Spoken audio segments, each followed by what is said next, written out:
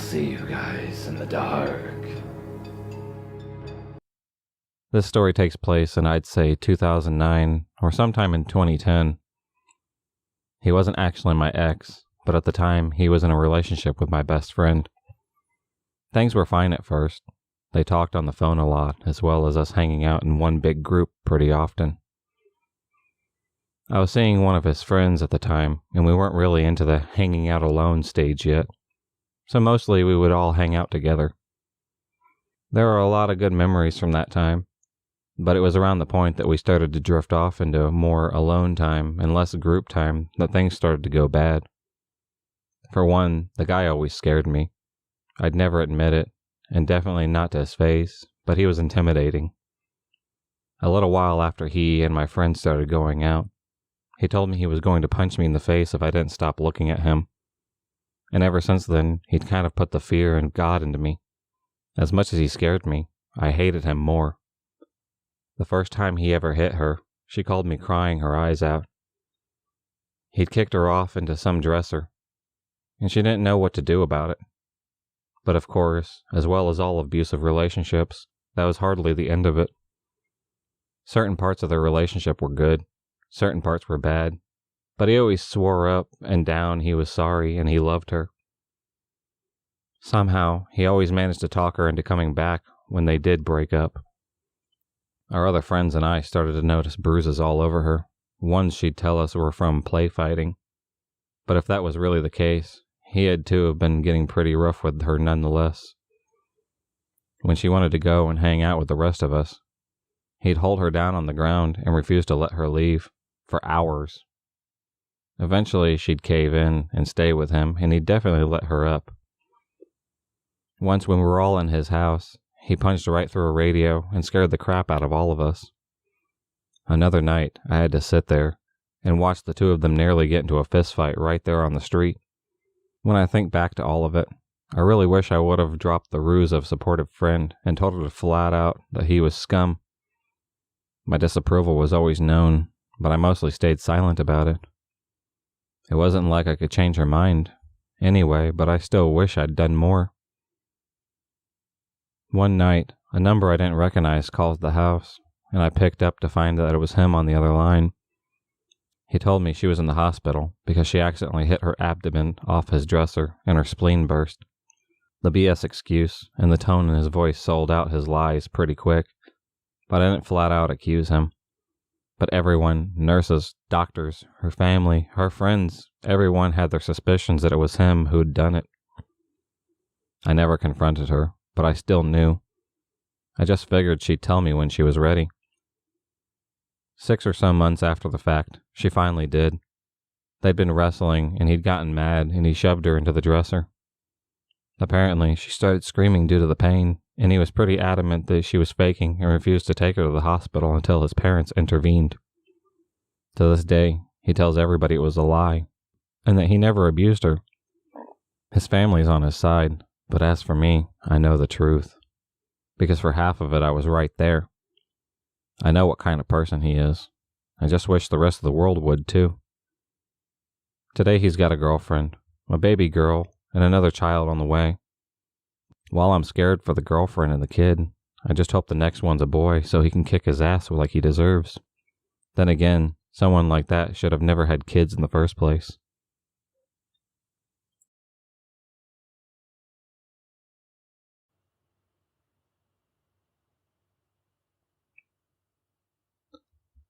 I'd been dating this guy for about a month.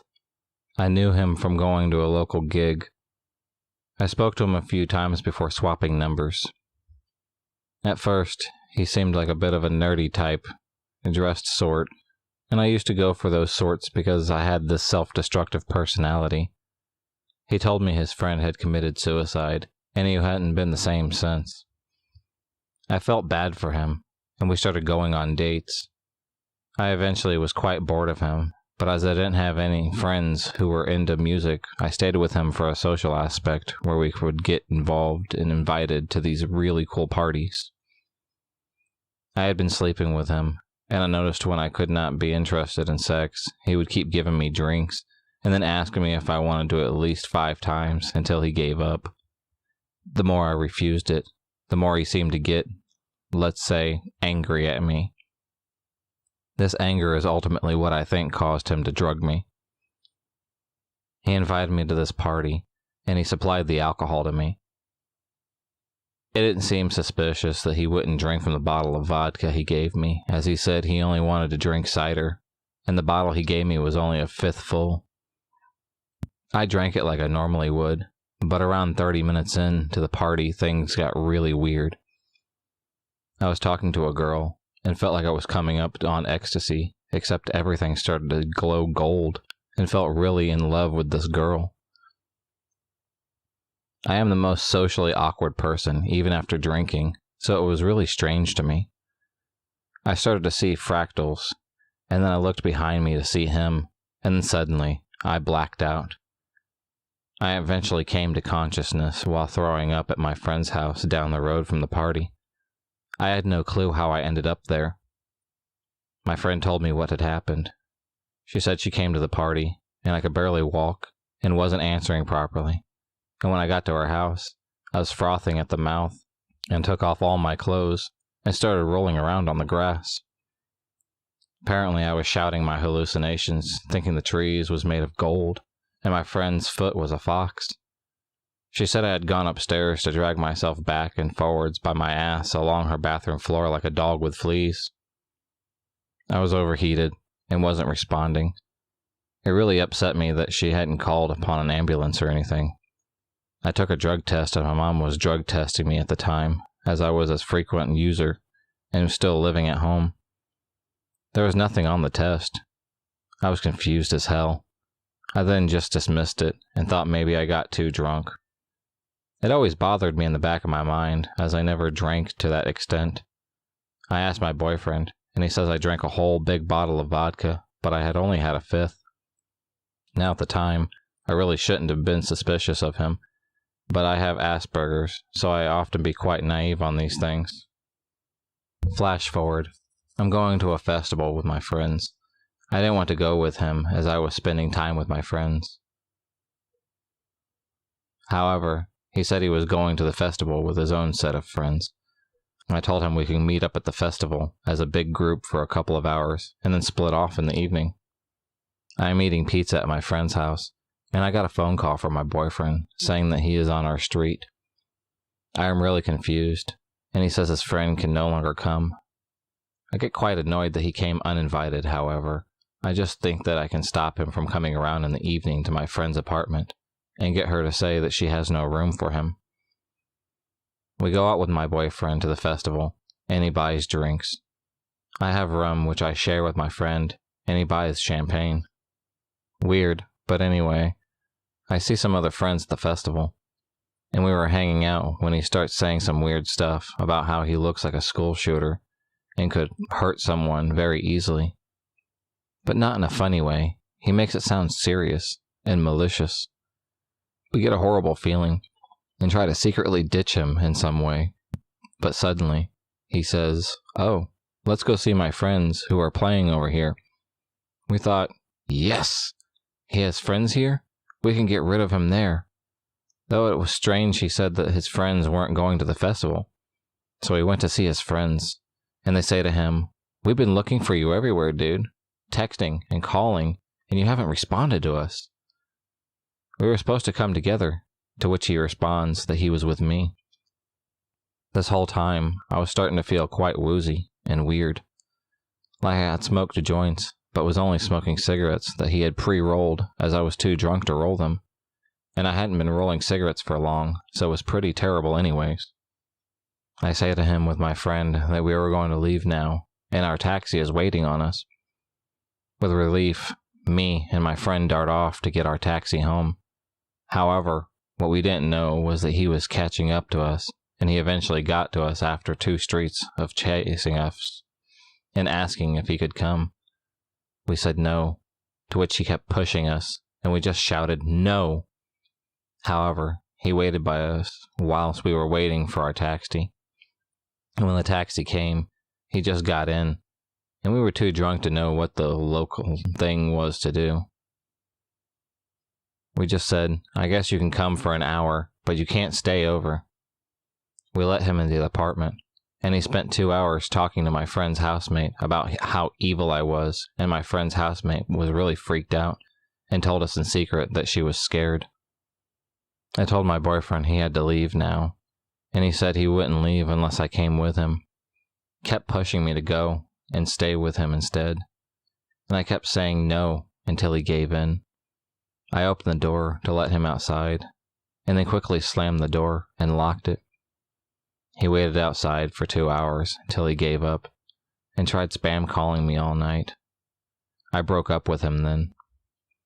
I have since been known as the most insanely high girl ever, and keep having people come up to me telling me about how they saw me at the party with this guy, dragging me around, and my pupils were dilated, and I was going really, really crazy over things. Anyway, I knew it was research chemicals, because he was obsessed with them looking back on it. He would keep talking non-stop about his crazy trips on various weird, unknown drugs. Also, his dad is a chemist. The cigarettes were hash-spiked. Creepy ex-boyfriend. Let's not meet again.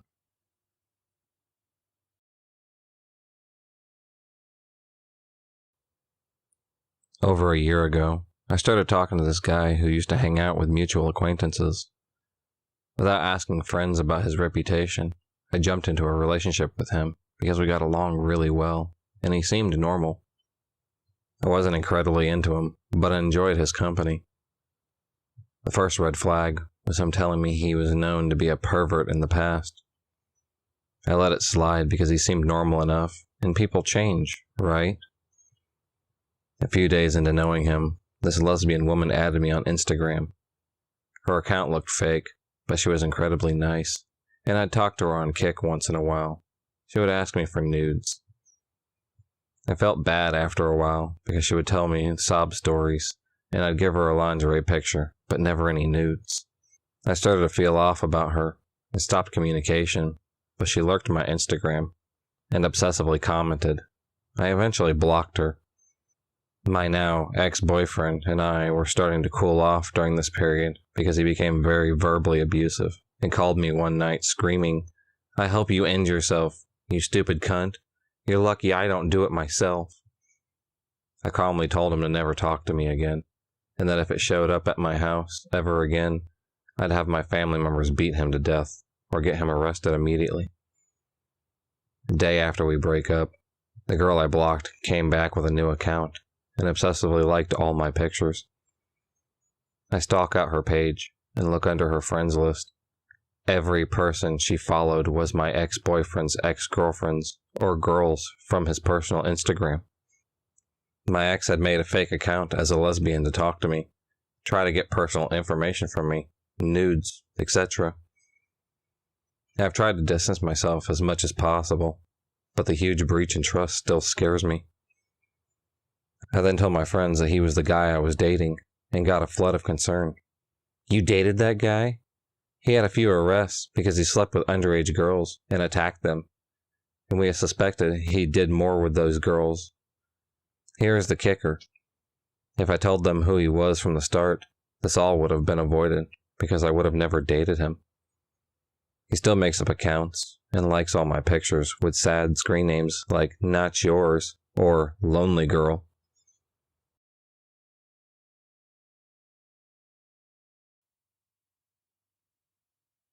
"10 years ago, I dated this guy, David. I don't talk much about David, only to my current partner and very close friends. Talking about him just makes me nervous. When David and I met, I was only 17, and he was a post-secondary student in his early 20s.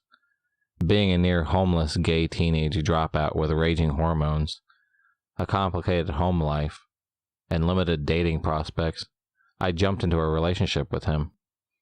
Our relationship progressed very rapidly, and I moved into his Toronto apartment after only a few months of dating.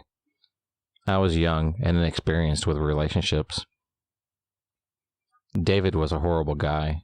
Of course, in the beginning, it was great. We were in love, very much so. But after a few months, that began to change. One night, after our first minor fight over laundry, I got a glimpse of how angry he could get over a simple matter. That night, I had a dream in which he held a pillow against my face, smothering me until I asphyxiated. His facial expressions contorted in terrifying ways, morphing into a face of a demon. In hindsight, this dream was trying to tell me something I should have trusted my instincts. 6 months into our relationship, he no longer hid these parts of himself. See, David was bipolar disorder and ignored his diagnosis. In retrospect, I can confidently say he is a sociopath as well. As a teenager, I was not equipped to deal with this. He was incredibly manipulative, eventually keeping me away from my friends and family, especially male coworkers. He stole my money from me and put his bills and debts in my name without my consent. He would gaslight me on the strangest things, trying to convince me I was a horrible person. He constantly accused me of cheating, almost daily by the end. He would fly off the handle suddenly. He was often physically violent as well. I can't exactly remember how long I continued in this relationship, as it is a part of my life I try to forget, but it was around 2 years, I believe, maybe a little more. On my first attempt to leave him, he followed me as I left during the night. I passed through a well-lit city park on my way to my friend's house. Before I knew it, I was on the ground with David on top of me, hands around my throat. Thankfully, passerby came by to aid me. Don't ask me why I didn't report him for any of this. I was very confused. I really thought he was going to end me. I didn't tell anyone about that night for years after. He attacked me once more shortly after I left him, when we bumped into each other at a party. I found out later that he had been cheating on me the entire time we were together with multiple people, including my best friend's straight boyfriend. Go figure, right? Fast forward a few years, I'm dating an awesome guy, and I'm working as a charity fundraiser, collecting donations for nonprofits on busy Toronto streets. I get angry for some strange emails and texts from David once in a while. While changing my phone number and email address when he finds them out, I never responded to him. I'm informed that he moved to Montreal. I spot him a few times a year stalking me, poking his head out from behind a street corner while I'm working, through my window as he walks around my neighborhood trying to figure out which house I live in, or around my work office building. It made me very anxious every time he did this. Every so often, he tries to infiltrate whatever group of friends he can connect with to me. I see him pop up in social media photos with friends I have recently hung out with, despite living in a different city. I don't know how he was finding out these things about my personal life. However, all of this slows down as time goes on until a year or so passes with no sign of him. Until I get an email last year saying that he wants to talk briefly about things that happened in our relationship. It's worded straightforwardly, not like the rants he used to send me, and I wonder if he wants to apologize to me. I don't respond, but I message a mutual friend whom I trust to find out how he is doing. My friend warns me that he still is obsessed with me, and that his mental health has declined, and they are no longer close friends because of it. He advises me never to speak to him again, for both of our sake. Out of morbid curiosity, I set up a fake Facebook account and creep his profile, sending me into a rabbit hole of links on his Tumblr and beyond. He is an artist now. I find a post with photos of one of his latest works, the creepiest freaking zine I've ever seen. It depicted an extremely bloody scenario and a poem. I don't remember the poem exactly, but it was something about gruesomely hurting a boy who didn't love him back, describing the death in detail and contending what he deserved. I am more than a little uneasy at this point. I'm actually pretty scared. 6 years is more than enough time to get over your ex. This was just obsession at an alarming level. I changed my email once more and asked our mutual friend to keep me updated if he ever decided to take a trip to my city. I also deleted my Facebook and most of my social media accounts, and I haven't seen any sign of him in over a year. I'm now 27. I've worked through a lot of the issues that David left inside of me, Now I have a really kick-ass partner and a squishy cat. I'm a university student, and my life has been pretty rad. Still, I'm always expecting to get an email or to see him down the street. I sometimes wonder if this is over, or if anything will change when he tracks me down again. Maybe he's simply biding his time. So yeah, let's not meet, stalker ex-boyfriend David, ever again. And if you ever read this, considering it my closure on a trash relationship, and go get some help.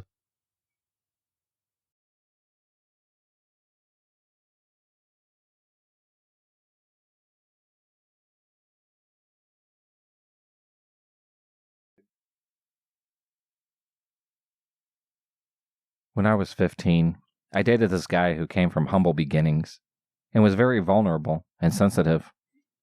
After almost a year of dating, I decided he was not the guy I wanted to marry, and I told him I didn't see a point in us dating anymore.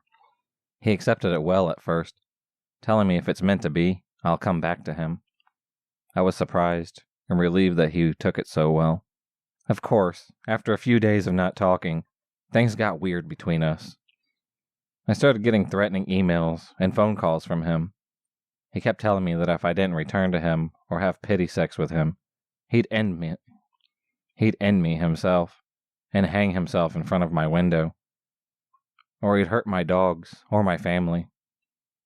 I was freaked out, but I reasoned with myself that he was just speaking out of a broken heart. Eventually, he blocked his number and began calling at odd hours of the night just to breathe into or masturbate on the phone when I'd pick up. One night, he called me at 4 a.m., telling me to look outside my window. When I did, surely enough, he was there, telling me to let him in and have sex with him. I obviously said no way and waited for him to leave. All he ever talked about after our breakup was sex and the kinky stuff he was watching and violent things he'd want to do with me. He lived almost 2 hours away from my house, yet somehow always managed to show up to places near my house at the same time as me, such as at my high school during lunch, or at the movie theater, or at the park where I walked my dogs. I told him it was too much and I needed space, yet he didn't get it. Eventually, I just started ignoring him or pretending like I didn't see him. He kept calling me, leaving messages, asking why I wouldn't acknowledge him, and asking me when I'd see him next. I'd always make up a lie, saying I'm busy tomorrow, or I have a test in school. But he started to know too much information about me. He'd remind me about my essays due the next week, or when I had a lab in science class. Or he'd tell me to stop lying to him when I told him I'm busy, because he knew my life schedule inside and out. To this day, I have no idea how he knew any of that stuff, since I had him and all his friends blocked on Facebook, and he didn't know any of my passwords. This continued to happen for about a few months, until one day after school, he called me on my cell phone and told me he's at my house. Told me that I'd better come home and have sex with him, or else he would wait for my mom to come home and skin her and my dogs alive. I freaked out on the car ride home. I called my mom and stepdad and told them what he said, and they called the police. The police couldn't find him, but he found me, after I got off one stop after mine to buy time. He told me to follow him into the park so that he could handle me and hurt me like I hurt him. I was so scared, because he kept telling me he had a knife, and he'd end me. I played along for a while, but then got enough courage to try to run away. I never ran so hard in my life before. I didn't even look back to see if he followed me. The cops couldn't find him after that, and he seemingly disappeared off the face of the earth. After that, I had my stepdad drive me home from school, or I paid a few dollars extra for a cab. I became a bit paranoid for a while, and got worried whenever I got a call from a blocked number, or saw someone sketchy around my house. Even today, nearly 4 years after all this happened, I still get the odd email or phone call, but I don't know for sure if it's him. Creepy ex-boyfriend, let's not meet again.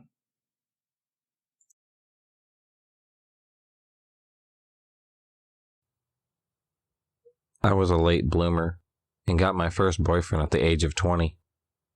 I was a senior in college. I am very shy and anxious, so I was thrilled to finally have a boyfriend. He seemed wonderful at first. He complimented me constantly, surprised me with flowers, the whole 9 yards. Red flags started popping up, but he was so nice, otherwise I tried to ignore them. He said he loved me after only 2 weeks, and pressured me to say the same. He'd become depressed and angry if I declined his invitation to hang out or had other plans. When we'd fight, we'd become more and more frequent at each time. He'd convince me I was to blame or overreacting, and then when we made up, would go on and on about his love for me and how much he did for me. As a child of a narcissistic parent, I would recognize how wrong this was only in retrospect. A full year went by. Things got worse and worse. If I suggested breaking up, he'd have an utter meltdown. He'd sometimes throw up, he'd cry, beg, plead, and alternately insult me and call me a heartless bitch. Then he'd take his insults back and say I had just upset him. Finally, I got the courage to really end things. He was enraged. He refused to leave my apartment. He screamed at me, cried, threw his phone and smashed it, and ripped the covers off of my bed. Finally, I basically pushed him out of the door and locked it. He then sent me over 60 emails, texts, and phone calls. I blocked him everywhere I could. Now comes the terrifying part. The next day, I heard the doorbell ring and knew it was him. So I stayed very quiet in bed and didn't open the door. Eventually, he rang it so much that the landlords who lived below me confronted him. Horrified, I listened to the door and heard him tell them I was expecting him and must be asleep, and they just let him in. I rushed and locked the thin door that separated me from the stairs up to my living room from the main entrance. He knew I was inside, though, because that door is never locked. He pounded and banged on the door for almost an hour, alternately swearing at me and pleading with me. Finally, I called the police. They were very skeptical and basically told me I was overdramatic, but they told him not to come back again. It sufficiently scared him. I could have pressed charges, but did not, as I just wanted it all to be over with and didn't want to incur his wrath. Anyway, I have fully blocked him on all channels and moved apartments, but he did manage to contact me, begging me to be forgiven, accusing me of abusiveness, and then enraged, insulting me grievously. In therapy, I learned he likely had borderline personality disorder, which means he has a pathological fear of rejection. These people are irrational and even dangerous.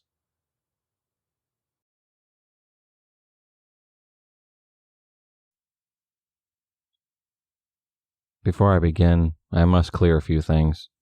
I am a 15-year-old girl, and I have just moved away from a town that was hell to me. And I have an insane, perverted ex that I might have seen yesterday at my local park. Last year, my ex-boyfriend of a year and a half and I broke up before I left. We broke up because he was just too much to handle. Now, some of you might judge and stuff, but I was 14 and he was 16. We met through Facebook and met up for a movie. I was despite, and so was he, so we hit it off right away and started going out from then on. As we continued on dating at first, he was a nice, sweet guy who would do anything to keep a smile on my face, but then he started to turn into a perverted jerk. We would be at his house or mine. Most of the time no one would be around but us. Obviously he got that feeling of excitement and tried to have it with me. I tried to ignore it and not bother with his need. He keeps asking and pushing me to say yes, but I continued to say no. He wouldn't stop till I gave in.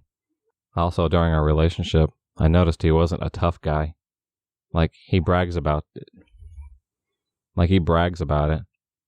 He would act like a total girl. And I guess he doesn't know how to be a man. One time we were laying in bed watching movies, and he said, "You wouldn't mind being the man of this relationship?" He asked with a stupid smile. I asked him, "What do you mean?" Obviously, I was confused at this strange question. "Oh, it's just, I want to be the girl of the relationship." I was stunned by his remark. I mean, seriously? A dude asking his girlfriend to be the man in the relationship? Next, What also he did was he would scare me and laugh like he made the funniest joke ever. We were watching The Exorcist, and I guess I was jumpy back then. As the movie ended, he screamed in my face, making me cry like a baby. All he did was laugh and pointing as I was freaking crying, not saying, "Oh, I'm sorry," and hugging me. I was angry for him at it. Another time, we were walking on the side of the road from the store, I think, and I guess we were talking about fighting and stuff. Out of nowhere, he punches my right arm so hard I nearly fell to the ground. I got up and asked why on earth he did that. He just shrugged it off and asks, "Want to feel my hardest now?" I backed away from him and told him nothing. In the middle to the end of our hell relationship, he was so aggressive, controlling and mean. Stole my favorite Nightmare Before Christmas pen that I got from my mom. Told me my art was crap and shoved other people's artwork in my face and said, "This is how you should draw."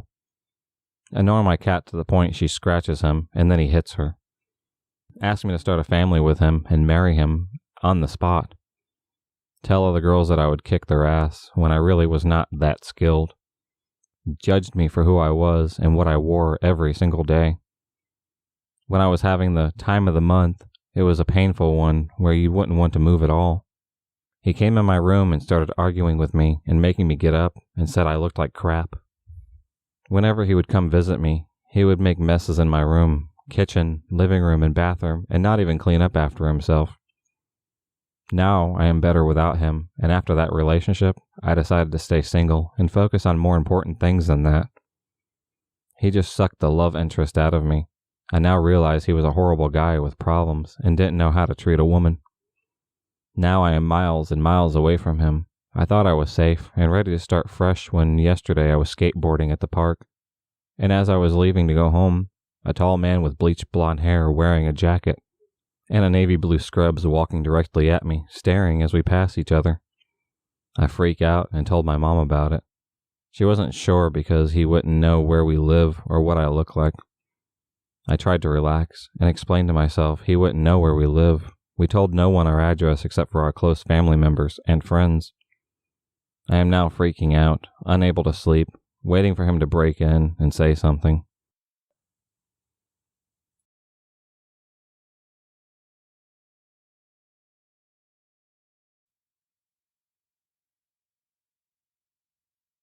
In high school, I was awkward and shy.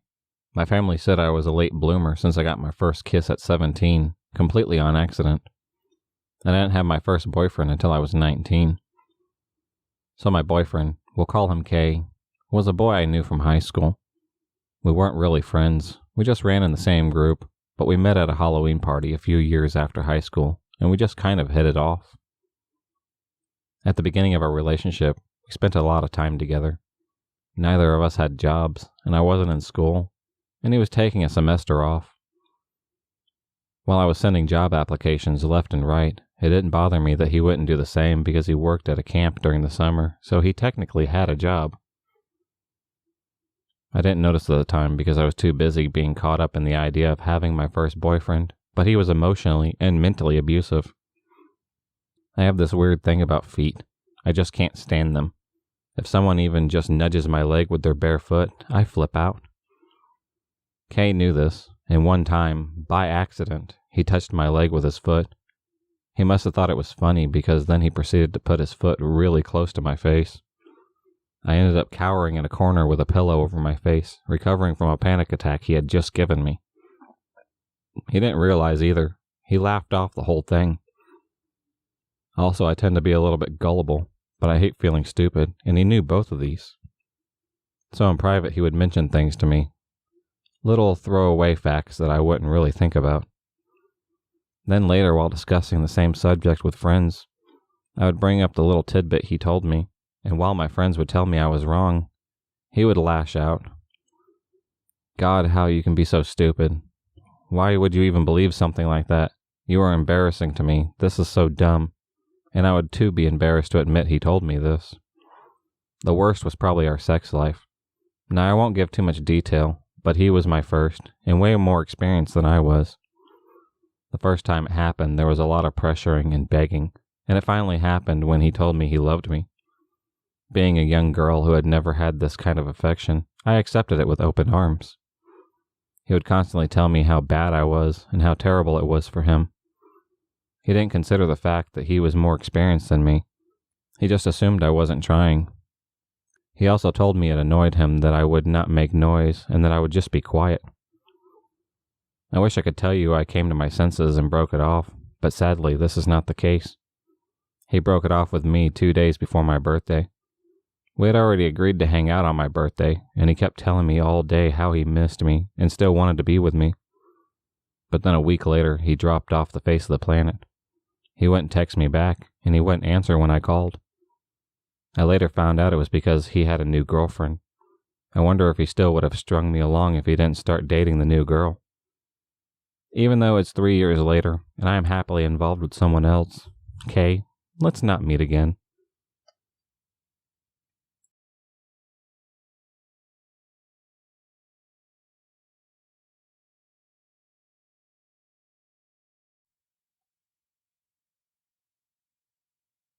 I'm a 16-year-old girl, and this happened to me last year, only a few weeks after I turned 15. For some background, my sister is 3 years older than me, so this took place when she had only been around 18.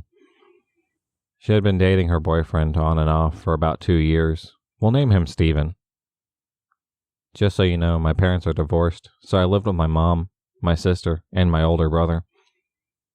We had our house renovated instead of moving out when the house got cramped. You see, the layout is that there is a very small bedroom my brother has, a medium bedroom my mom has, and a large bedroom me and my sister shared. Well, as we got older, we obviously wanted our own space, so my mom had a wall built between the large room and the 2 smaller rooms. The only problem was that you'd have to walk through one room to get to the other. At first, I had the room that would have to be walked through by my sister, so she was able to get to her room. So, my sister is dating this guy who's the same age as our dad. Stephen also had a daughter the same age as my sister. This guy was a terrible influence on my sister. She stopped going to school, went to raves, and was introduced to drugs and all of that, and all at the hands of her boyfriend. Her boyfriend was very well known in our small village as only a few years back. He had a huge drug raid at his old home. He used to also get into a lot of fights, big ones. He almost ended a guy in just a fist fight. He was also well known to be furiously beating his girlfriends. So no surprise, neither of my parents approved of him. This caused my sister to move and live with him in, as ridiculous as it sounds, his tent out in a wooded area. You see, he was living there because he became homeless. So against my mom's better judgment, she invited him to live at our house just so she'd be able to know how her daughter was doing. I'm a very reserved person and shy, especially around people I do not know, and he was very different. Obviously, I had to walk through my room to get to my sister's, and I always assumed my unease and uncomfortableness was due to not knowing him. Fast track a few weeks. By the time my sister turned 17, she found out she was pregnant. She's thrilled, but Stephen is not. My mom was disappointed my sister had gotten pregnant so young, but was happy to support her.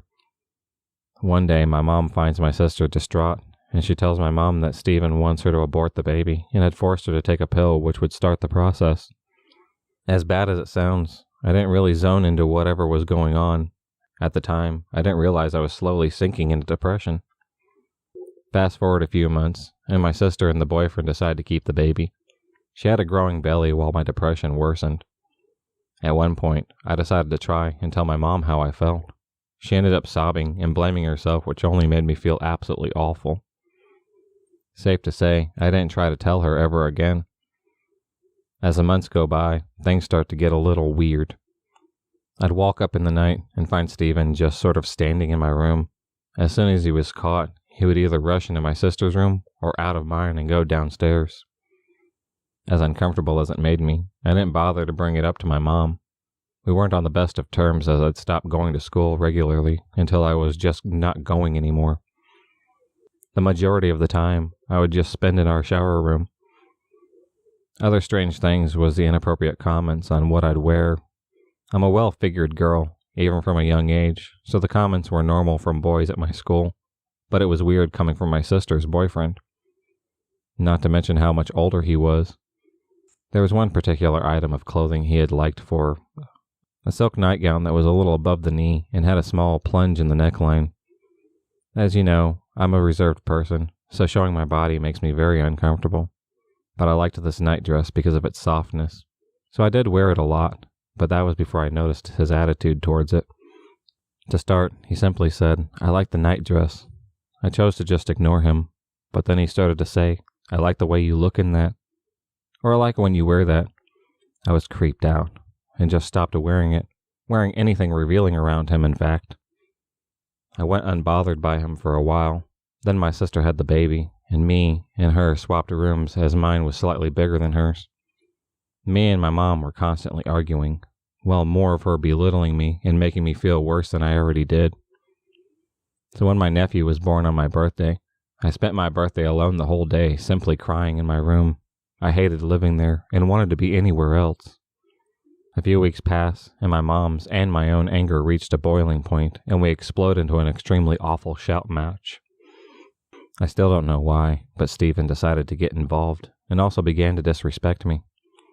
At some point, my sister pulled my mom down the stairs to try and calm her down, and left me upstairs with Stephen. He left my room, and I assumed he went downstairs. I was wrong. He had actually decided to shut my sister's door, come back into my room, and then shut my door. This is where things hit the fan. Stephen completely blows up in my face. This terrifying 6-foot-something muscular man towering over my 5'4" small frame as he shouts things that genuinely left me terrified. It gives me the shacks just recalling it. He screams in my face how if I was his daughter and I was acting like this, then he'd lock me in a room with nothing but a mattress, and I would only receive one meal a day. He continued to go on and on about how disgusting and disrespectful I was. I was on the verge of a panic attack. I swear I blacked out for a few seconds out of fear, which caused me to fall into my bed. He was so angry that he was physically holding himself back to not throw a punch at me. I could see it in his face. He wanted to hit me badly.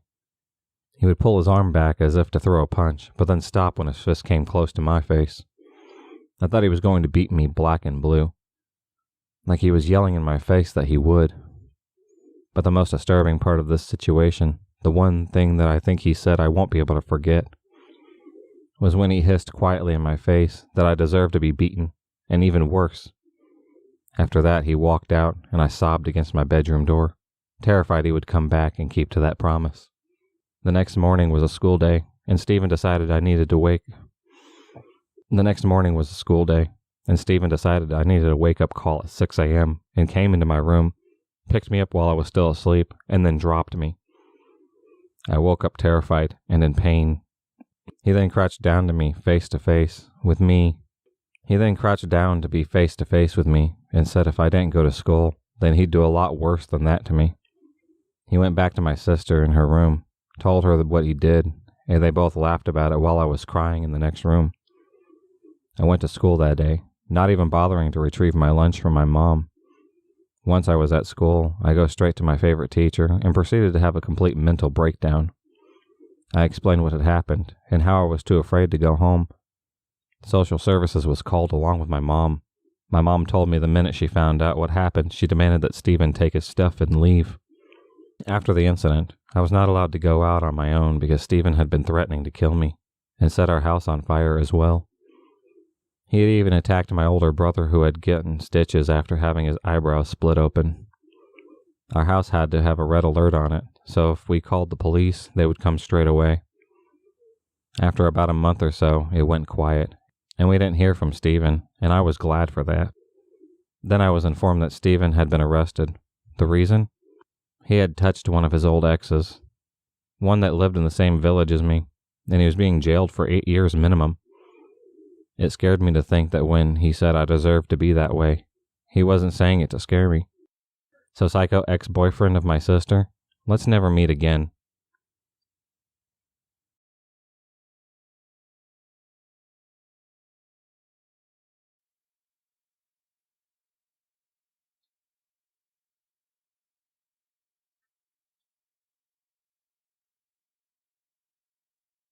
In college, I got into a relationship with a guy.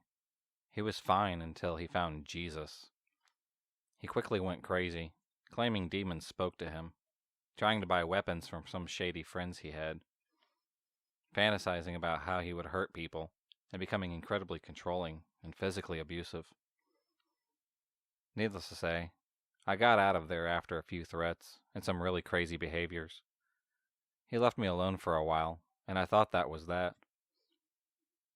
I was heading to my dorm after a meeting one night when I decided to pass it and go to the student union, which was right down the street, to get some ice cream. As I passed the dorm, I heard steps behind me. I turned around, and I thought I saw someone in a white shirt duck behind a big signboard. I kept walking, listening very carefully. I heard something move and whipped around again. There, a person his size, staring at me behind a tree. I couldn't see very well, but it really looked like him. I was mildly freaked out by then, but just walked a little bit faster. I'd hear the occasional footsteps and breathing behind me, but I didn't dare to stop or let on that I knew someone, probably him, was there. I knew he owned a gun and would likely put a bullet into me given the chance, because he was that psycho and upset that I dared to break up with him. I walked all the way to the Union and got some ice cream and just sat there in the store eating, unwilling to go back out into the unlit street in case it was my crazy ex. I still hadn't mustered the nerve to head back when my phone buzzed. My heart just fell out of my chest when I saw the message. It was some of my friends, a sweet couple. They'd been walking way behind me when they saw something that alarmed them enough to text me. "Your ex is walking around the street." They called me before I could even text them back. "Where are you? Your ex is prowling around here near your dorm. He was coming back from the direction of the Union. I think he had a gun. Was he with you? What's going on?" Panicked, I assured them that I had not been with him, but someone who looked like him had been following me, and I was at the Union and was too scared to go back alone. They practically yelled at me to stay there and not go anywhere, and that they were coming my way. A few minutes later, they came running into the Union breathless, eyes wide, asking me why he was at my dorm and what had happened. This was possibly what scared me the most. The boyfriend, who is a black belt in karate and is never scared, looked absolutely terrified. He was coiled into some kind of fighting stance and looking around wildly, afraid that my ex would appear with his gun. They told me they were taking me back to my dorm and calling the cops. They sandwiched me between them, and we walked back to my dorm as quickly as we dared, the boyfriend walking in front and yelling into the darkness that my ex better not try anything. I let the two of them into my dorm, and we went up to my room, where my roommates put in a frantic phone call to the police. As we peeked out the window facing the streets and side of the dorm, there he was, lurking in the trees to the side of the dorm, looking up. A streetlight reflected something in his hand, something shiny. I saw him tug at the .22 I realized he was carrying and look up. We locked eyes, and I saw something kind of like rage in his eyes that froze me. In that moment, I knew he really was out to end me and my friends, and I had foiled him this time. He quickly turned and ran away through the trees. We didn't know whether he would come back and try to break in or something, so we called the police again, and lo and behold, sirens within minutes and officers with guns drawn combing the area. They caught him a few hours later, still with the .22 in his hand. He confessed he was indeed going to hurt us if he had the chance, but he didn't want to take the pot shots at me with my friends there. Apparently, since I'd broken up with him, I was given over to Satan, and it was his duty to make sure I died and went to hell. Of course, he went to jail, and later to a mental hospital, and I moved out of that dorm a week later. I just couldn't live with the thought that he would break out. I just couldn't live with the thought that he would break out and come after me again. I got some cop friends to keep an eye on my roommates until they could move out too. I was never really the same after all of this. I was so afraid and paranoid for years.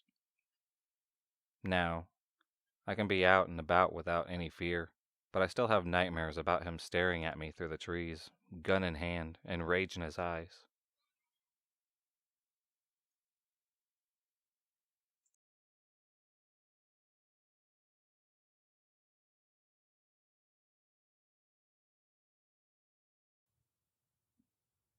It was June of 2015 when I met Tyler. I had just turned 20, and my parents were going through some nasty divorce stuff. So to be said, I was having some issues. It wasn't long before Tyler had wrapped me around his finger. Within the first couple of months of knowing him, I started to see red flags. My mom and sister didn't like him at all, and neither did any of my friends. He was very jealous and insecure. It started off with him telling me what I should and shouldn't be wearing, to bringing up my issues and using them against me. Anyways, around December of 2015, Tyler started to log into my social media accounts and was pretending to be me. He would message guys I knew and flirt with them, and message my best friend trying to start unnecessary drama. Obviously, I found out about it and confronted him. His excuse was that he was bored and wanted to see what they would say, and thought it was funny. Who does that? Well, I told Tyler to stop, and if he didn't, then I wasn't going to keep being in a relationship with him. Shocker, he didn't stop. Anyways, it only took me a couple of months later to finally break up with this nut job. Because of the person I am, I still was trying to be nice to him. Bad idea on my part. Unfortunately, I led him on to thinking he had a chance to get back with me. He really didn't. I told him over the phone that we would never get back together, which made him freak out. He started threatening me, saying things like, "You'll regret this," or "Watch your back, bitch." I cut all contact with him after that. Well, at least until March 28, 2016. The day I'll never forget. It was 6:45 in the morning, and I was walking out the door of my house to leave for work. My driveway is about 1/10 of a mile long, and on each side of the driveway was trees lining it. So one way in and one way out. It's dark outside, and I'm driving down the driveway, and guess who's blocking me in? Tyler. I'm getting agitated now. He gets out of his car and walks to mine. I roll down my window enough to where he can hear me, tell him to get and beat it.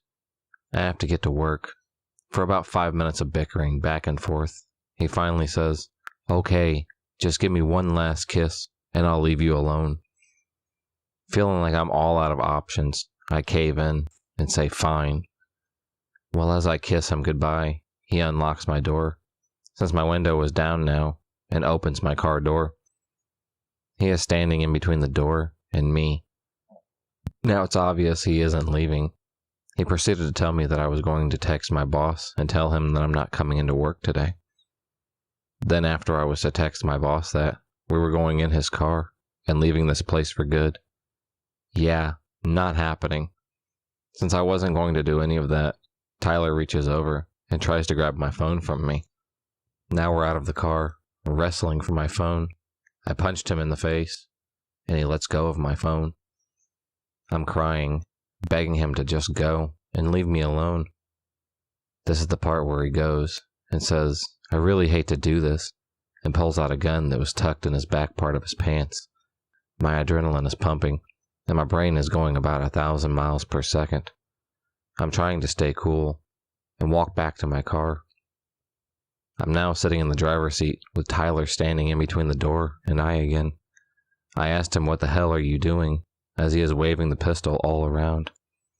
He tells me he doesn't know and that he is sorry. He slipped up and told me the gun wasn't loaded, so I took this as an opportunity to get the hell out. While he's standing there, I put my car in reverse and gunned it. He stumbled back enough for me to be able to shut and lock my door. Since it's light outside now, I can see that there's just enough room for me to drive my car into a ditch and hope to make it out. I never prayed so hard for my life. I put my car back in drive and floored it. I made it onto the road and see Tyler running to his car. He is now gaining speed behind me and goes around and speeds off. Now would be the time to call 911, right? Well, I was too out of it to think about that. I get to work and immediately go to tell my boss what happened. I ended up calling my mom, and she called 911 for me. I leave work and go home and talk to the officers. I ended up taking out warrants for his arrest. He was charged and arrested with trespassing, assault on a female, and assault with pointing a gun. I also got a restraining order. Unfortunately, it doesn't end here. Now it's around May of 2016. I started to see him follow me while I'm driving to and from work. There was nothing I could do since it was a public road. This was going on for about 3 weeks. I had enough of it. One afternoon, my sister was in the car with me as I was going to take her to her apartment. Well, here comes Tyler in his stupid white car behind me. So I had my sister videotape him, and I called 911. I ended up in a Walmart parking lot and got him arrested. He spent the night in jail for breaking the restraining order. Had to go to court against him, and ended up just settling for him to do community service and take anger management classes. Thankfully, after the night he spent in jail, he has left me alone since. Tyler has a new girlfriend now, so thankfully, I'm old news.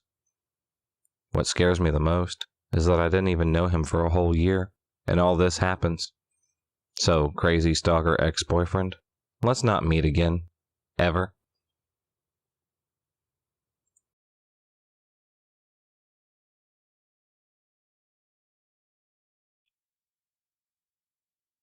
A couple of years ago, I dated this guy named Joey.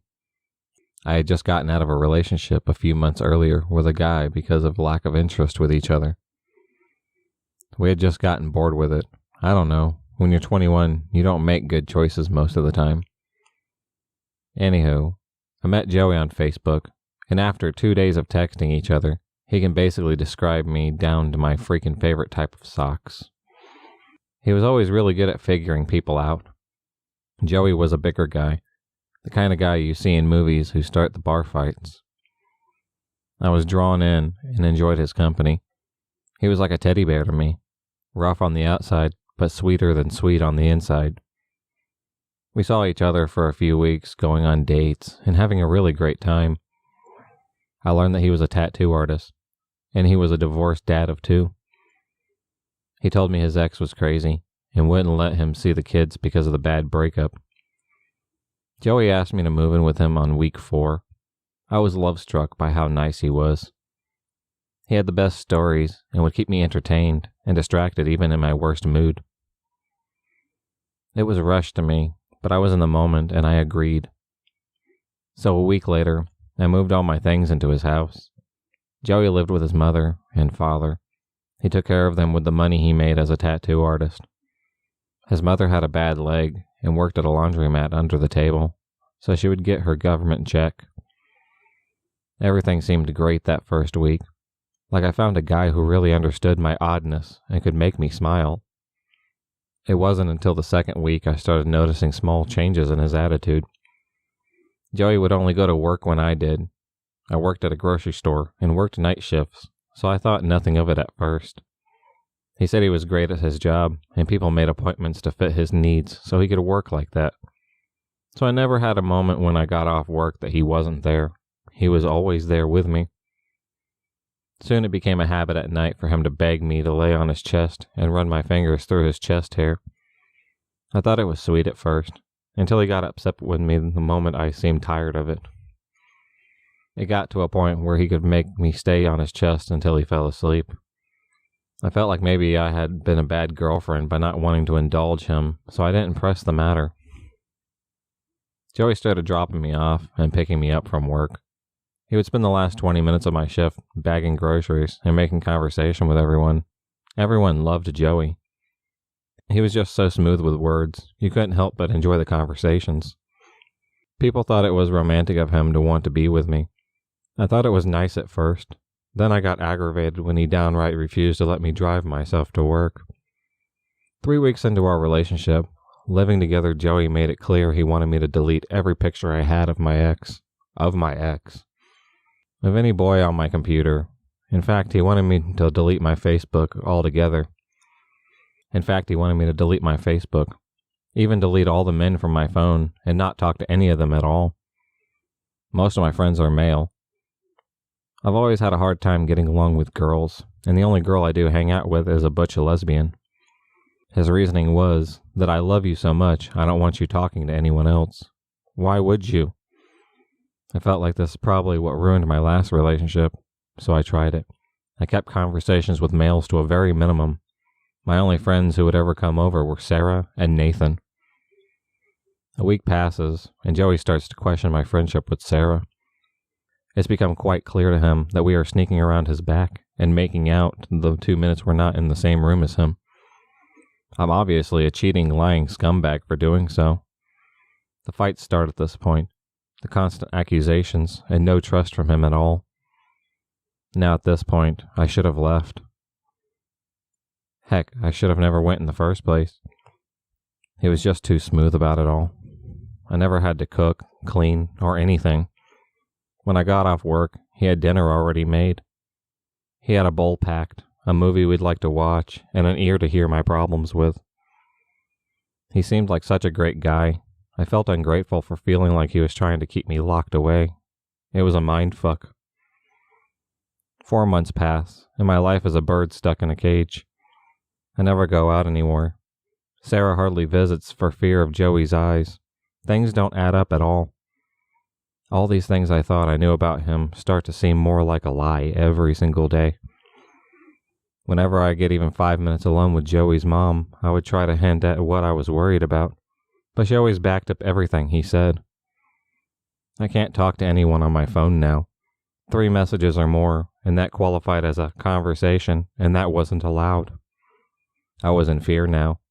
His small threats of dominance loomed over me, hinted at what he would do if I tried to leave him. I was scared to sleep most nights, and ended up staring at his chest moving. Sometimes I would start a fight to see if I could make him not want me anymore. I would scream and cry and just be a bitch to get out of the house. But he always used his words against me, making me feel weak. Something that I've never allowed. I still don't know why I was such a coward to him. Sure, he was twice my size, an ex-MMA fighter, and had a temper. But my mother trained me to be a bitch with a baseball bat under my truck seat. Never be afraid. I couldn't overcome that fear of what if he hurts me. One night, a local band I like is playing at a bar. I asked Joey if we can go, and he astonishingly says he'd love to. We go, and by surprise, a big group of my friends I haven't seen in 4 months had decided to go too. I tried not to make it too obvious that I'm happy to see them. I don't want Joey to push them away. I always stay a bit distant, but try to talk to them as much as possible at the same time. We ended up leaving after only an hour of being there.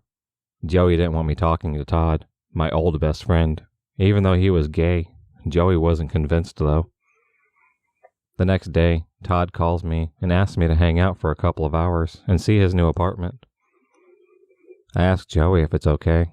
His expression is complete shock. Why would I want to go see a man without him? I can't help but break. Please, let me go see him. Joey looks at me as if I'm pathetic.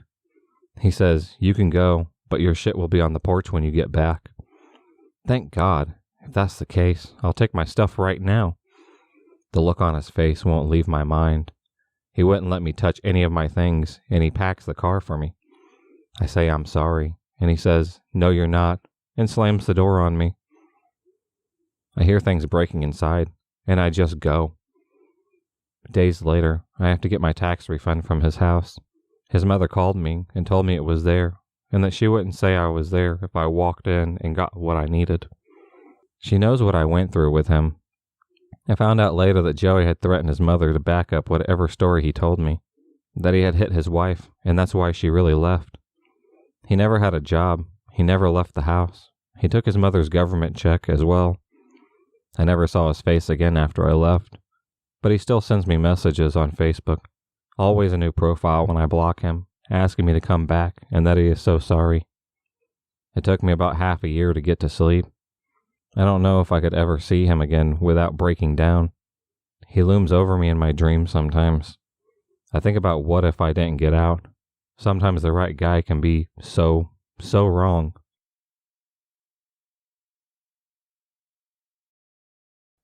If you enjoyed this video, please subscribe, like, and hit the bell for notifications on future videos and become a stalker of the night. And I'll see you next time.